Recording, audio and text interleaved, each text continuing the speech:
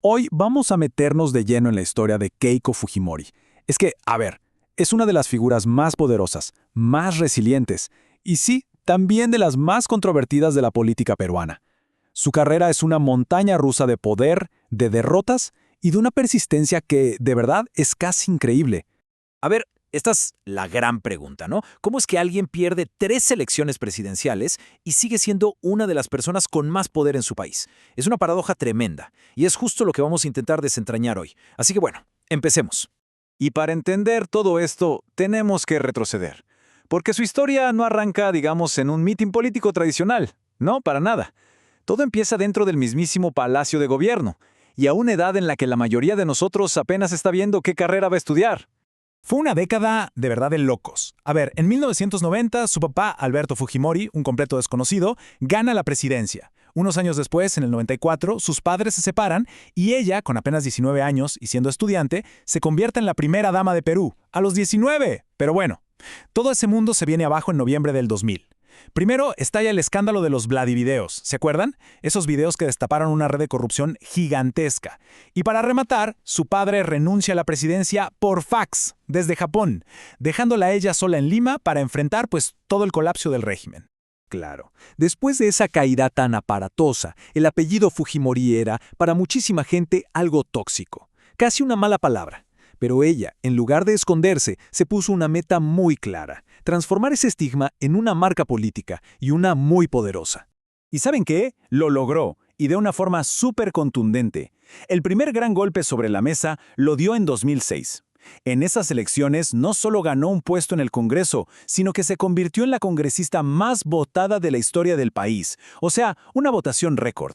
Esa fue, básicamente, la plataforma de lanzamiento para todo lo que vino después. Y es justo aquí donde empezamos a ver su estrategia política, una muy inteligente, por cierto. ¿Qué hacía? Defendía a capa y espada el legado económico de su padre, pero pedía perdón por los errores.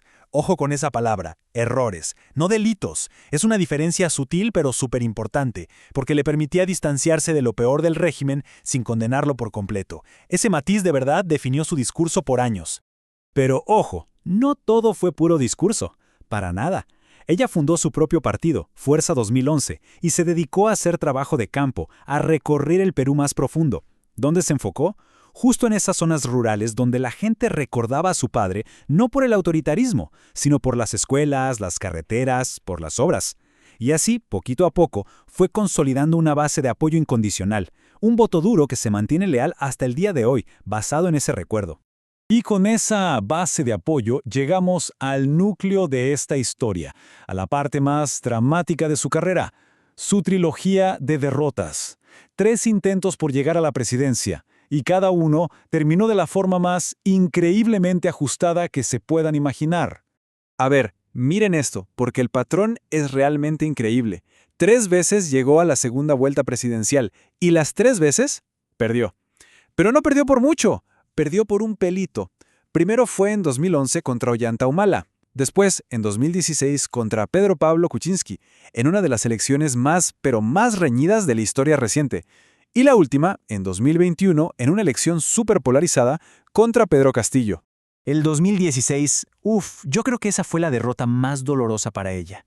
La diferencia fue de apenas un 0.24%. ¿Qué significa eso? Estamos hablando de poquito más de 40,000 votos de diferencia en un país con millones de electores. Nada. Además, en esa elección su partido había arrasado en el Congreso, tenía una mayoría absoluta. Parecía que la presidencia ya era suya, pero se le escapó de las manos en el último momento. Y 5 años después, en 2021, la historia se repite, casi como un guión de película, de verdad. Esta vez la diferencia fue todavía más pequeña, un increíble 0.19%. Otra vez a un paso de ser presidenta. Solo que esta derrota fue distinta, porque vino seguida de semanas de muchísima tensión, con denuncias de fraude que al final no se pudieron probar, pero que dejaron al país todavía más dividido. Bueno, y cuando parecía que ya no podía haber más drama en la arena electoral, la historia da un giro. Ahora dejamos la política para meternos de lleno en un verdadero thriller judicial que ha sido básicamente el pan de cada día para ella en los últimos años. El centro de todos sus problemas con la justicia tiene un nombre: El caso Cócteles. ¿De qué va esto? Pues la fiscalía la acusa nada más y nada menos que de liderar una organización criminal para lavar dinero. Dinero que supuestamente venía de aportes ilegales a sus campañas, principalmente de la constructora brasileña Odebrecht. Sí, la misma del escándalo que salpicó a políticos por toda América Latina.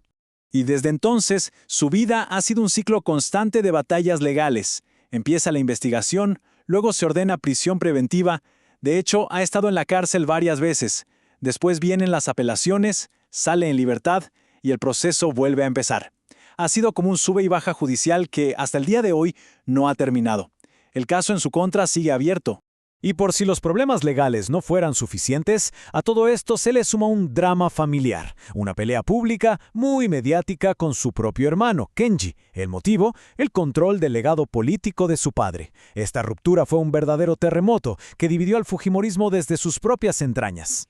Y bueno, todo este recorrido, desde el Palacio de Gobierno hasta los tribunales, nos trae de vuelta al presente y nos obliga a reflexionar sobre su increíble capacidad para resistir y también sobre la gran pregunta que rodea su figura y su legado. Porque aquí está el punto clave de todo esto. Después de 3 derrotas presidenciales, de pasar por la cárcel, de enfrentar procesos judiciales que siguen abiertos, Keiko Fujimori no solo no ha desaparecido del mapa político, sino que se mantiene como una figura central. Es sin duda la mujer más poderosa y que más pasiones, a favor y en contra, despierta en la política peruana. Y con esto llegamos al final. Y la pregunta que queda flotando en el aire es compleja y define toda su carrera. ¿Es Keiko Fujimori una víctima, el blanco de una persecución política implacable impulsada por un antifujimorismo histórico? ¿O es, más bien, la arquitecta de un sistema de poder que simplemente se niega a ceder a pesar de los golpes? La respuesta a esa pregunta, esa respuesta probablemente no solo defina su futuro, sino también el de todo el Perú.